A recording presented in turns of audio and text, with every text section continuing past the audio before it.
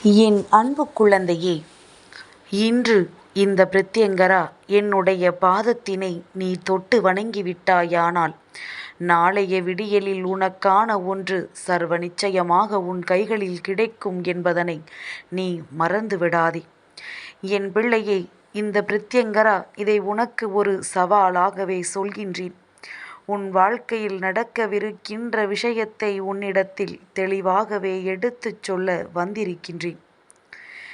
என் பிள்ளையே, இந்த வாழ்க்கையில் என்ன நடந்து கொண்டிருக்கின்றது, உனக்கு என்ன நடக்கப் போகின்றது, இதற்கு மேலும் இந்த வாழ்க்கை எதை கொடுக்கும் எதை எடுக்கும் என்பதனை எல்லாம் உணர வேண்டிய காலகட்டம் உனக்கு வந்துவிட்டது. என் பிள்ளையே, அது மட்டுமா? இந்த பிரத்யங்கரா என்னுடைய பாதத்தினை தொட்டு நீ வணங்கும் பொழுது நிச்சயமாக இந்த வாழ்க்கையானது உனக்கு அத்தனை அதிசக்தி வாய்ந்த திருப்பங்களை கொடுக்கும். அம்மாவின் பாதத்தினை தொட்ட பிள்ளைகளுக்கு வாழ்க்கையில் நடக்கின்ற ஒவ்வொரு விஷயங்களும் சரியானதாகவே நடக்கும். என் பிள்ளையே, யாருடைய பாதத்தினையும் தொட்டு வணங்கிவிடக்கூடாது. குறிப்பாக யாராக இருந்தாலும் நான் சொல்கின்ற இந்த 2 பேரின் காலில் மட்டும்தான் விழ வேண்டும்.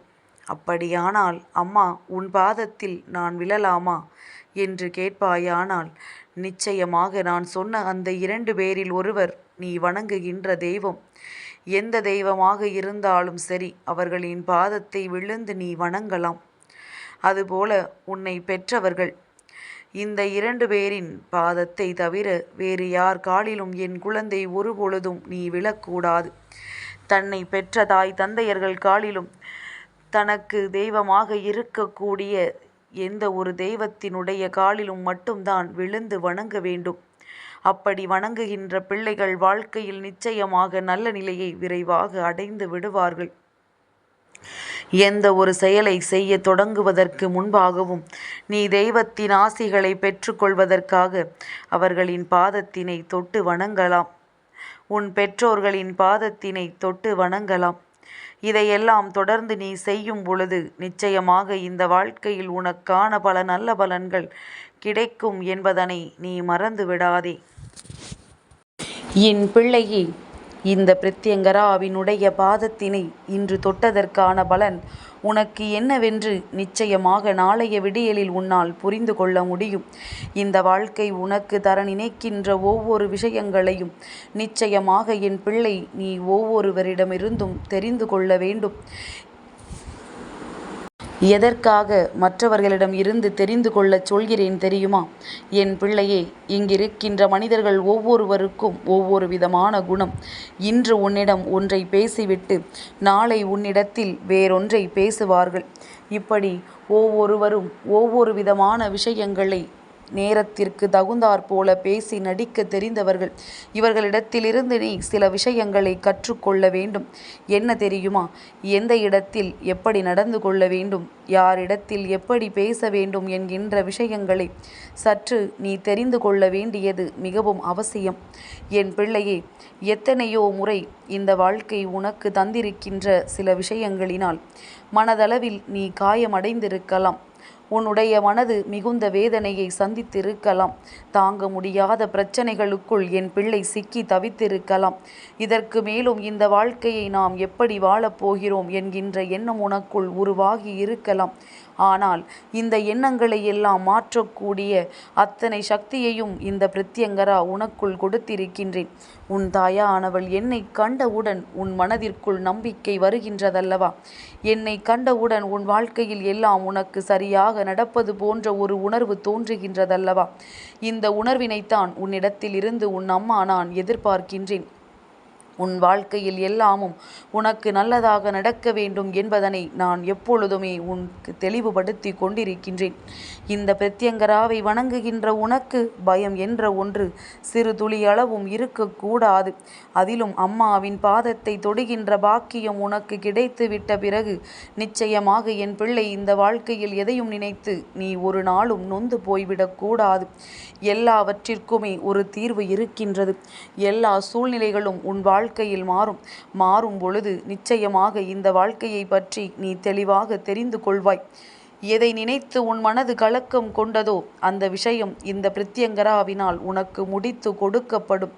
யாரெல்லாம் உன்னை அங்கே வேதனையில் தத்தளிக்க வைத்தார்களோ அவர்களுக்கெல்லாம் சரியான தண்டனை கொடுக்கப்படும். என் பாதத்தை தொட்டவுடன் உன் கைகள் நிச்சயமாக சிலிர்த்துதான் போகும். இந்த அம்மா உனக்கான தைரியத்தை உனக்குள் பாய்ச்சி இருக்கின்றேன். என் தங்கமே, யாருக்காக பயப்படுகின்றாய்? எதற்காக பயப்படுகின்றாய்? தவறு செய்தவர்கள் மட்டும்தான் வாழ்க்கையில் பயப்பட வேண்டும். அதுவும் தெய்வத்தின் முன்னால் தான் பயந்து நிற்க வேண்டும். என் பிள்ளையே, மற்றவர்கள் யாரும் உன்னை இங்கு அடிமைப்படுத்த நினைக்க முடியாது. உன்னை கேள்வி கேட்கிறார்கள் என்றால் அவர்கள் வாழ்க்கையில் நியாயவாதியாக இருக்க வேண்டும். தன் முதுகில் 1000 சுமைகளை சுமந்து கொண்டு 1000 குற்றங்களை சுமந்து நின்று கொண்டு அடுத்தவர்கள் வாழ்க்கையை ஒரு நாளும் கெடுக்க நினைக்க கூடாது. அடுத்தவர்களை எதிர்த்து கேள்வி கேட்கின்ற அதிகாரம் இவர்களுக்கு ஒரு பொழுதும் கிடையாது. என் பிள்ளையே, இதையெல்லாம் நீ சரியாக புரிந்து கொள்ளக்கூடிய தருணம் உன் வாழ்க்கையில் வந்து கொண்டிருக்கின்றது. என் பிள்ளைக்கு வாழ்க்கையில் இருக்கின்ற சில பிரச்சனைகள், சில சந்தர்ப்பங்கள் எல்லாமும் இப்பொழுது உனக்கு சாதகமாக மாறிக்கொண்டிருக்கின்றது. இந்த பிரச்சனைகள் எல்லாம் தீர்ந்து நல்ல நிலையை இந்த வாழ்க்கையில் நீ அடையப் போகின்றாய். எல்லாமும் உனக்கானதாக மாறிவிடத்தான் போகின்றது. எந்த சூழ்நிலைகள் உனக்கு கஷ்டத்தை கொடுத்து உன்னை இந்த வேதனைக்குள் தள்ள நினைத்ததோ அந்த சூழ்நிலை இன்று உனக்கு சாதகமாகும். நாம் எதற்காக இந்த கஷ்டத்தை அனுபவித்தோம் என்று என் பிள்ளை நிச்சயமாக புரிந்து கொள்வாய். பிரத்யங்கராவினுடைய அன்பு உனக்கு கிடைத்திருக்கிறது என்றால் நீ இந்த உலகத்தையே வெல்லப் போகிறாய் என்று அர்த்தம். உனக்கான அத்தனை பிரச்சனைகளும் நீங்கி இந்த தாயானவளின் பாதத்தினை சரணடைந்திருக்கிறாய் என்று அர்த்தம். என் தங்கமே, இனிமேல் நடக்கவிருக்கின்ற அத்தனையும் உனக்கு நன்மையை மட்டுமே கொடுக்கும். அது மட்டுமல்லாமல் நீ ஏங்கி நின்ற விஷயங்கள் எல்லாம் உன்னை வந்து சேரும் என்பதனை நீ புரிந்து கொள்ளத்தான் போகின்றாய். என் பிள்ளையே, யாரை பற்றியும் எதற்காகவும் நீ கவலைப்படாதே.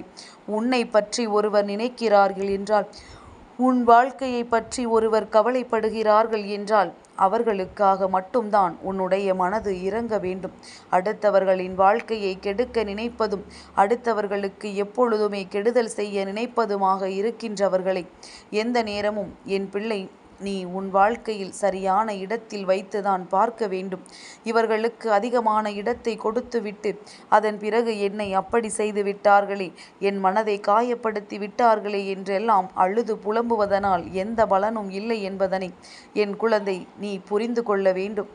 என் குழந்தைக்கு இந்த வாழ்க்கை தருகின்ற பல நல்ல விஷயங்களுள் இந்த தாயானவள் உன்னை தேடி வந்து உனக்கு தருகின்ற விஷயங்களும் இருக்கின்றது என்பதனை முதலில் நீ புரிந்து கொள்ள வேண்டும். என் பிள்ளை, எப்பொழுது எல்லாம் இந்த வாழ்க்கை உனக்கு கஷ்டத்தை கொடுத்து விட்டதாக எண்ணி வேதனைப்பட்டாயல்லவா, அந்த நொடியெல்லாம் இந்த பிரத்யங்கரா என்னை நினைத்தாய்தானே, அம்மா ஓடி வருவாள் என்று யோசித்தாய்தானே, நம் தெய்வம் நமக்காக செய்யும், நம்மை வேடிக்கை பார்த்து கொண்டிருக்காது என்று மனதிற்குள் எண்ணம் கொண்டாய்தானே, அந்த எண்ணத்தை நான் நிச்சயமாக உனக்கு நிறைவேற்றி கொடுக்கின்றேன். என் பிள்ளையே, ஒரு விஷயத்திற்காக பல நாட்களாக நீ முயற்சிகளை செய்து கொண்டிருக்கின்றாய். ஆனால் என்னவோ அது உன் கைகளுக்கு வந்து சேராமல் தட்டி கொண்டே இருக்கின்றது. என் பிள்ளையே, அந்த விஷயத்தை நீ உன் கைகளில் நிச்சயமாக பெற்றுக்கொள்ள வேண்டும் என்றால் உனக்கான இந்த வாழ்க்கைக்கான அத்தனை நன்மைகளையும் நீ தொடர்ச்சியாக பெற்றுக்கொள்ள வேண்டும். அதற்கு எப்பொழுதுமே நீ தயாராக இருக்க வேண்டும். ஆரம்பத்தில் தடங்கள் வரும், அதுவும் அதிகமாக வரும். மீண்டும் உன்னால் இதை செய்யவே முடியாது என்கின்ற நிலைக்கு உன்னை தள்ளிவிடும். நாம் என்ன செய்ய போகிறோமோ என்று நீ எண்ணுகின்ற மனநிலையை உனக்கு கொடுக்கும்.